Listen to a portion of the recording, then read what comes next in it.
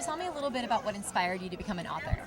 I think it just began when I was really young. I always loved writing. I would always buy spiral notebooks and, the 12-pack of Bic pens at the drugstore. And it just, anytime I had a bad day or wanted to change something, I would write about it. And I would write about a different ending to a bad day that I had had. And I think it just sort of grew out of that. And I've always been a reader. I've always been a daydreamer. I was always the kid who needed to be in the window seat so I could, think up things in my head. And it just began from there. So Cool. What about some of your other passions, some of your other interests? I'm a huge music fan. I actually have a music blog. It's called The Songs That Saved Your Life. It's after a Smith song, and I just put a song every day up. Sometimes I put a Bee Gees song. Sometimes I put, a Jay-Z song, like whatever I'm listening to at the time. So Cool. Yeah. And what would you like people to do to get involved with your book, your series?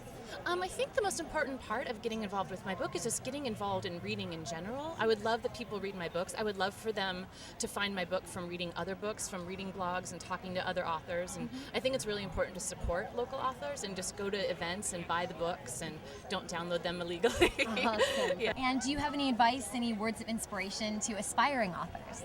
I would just say to inspiring authors, just do what you love to do and don't worry about anyone telling you that you can't do it, because I got to do it. I was very fortunate. So yeah, just do what you love to do. Just keep going down that path. Just keep doing what makes you happy.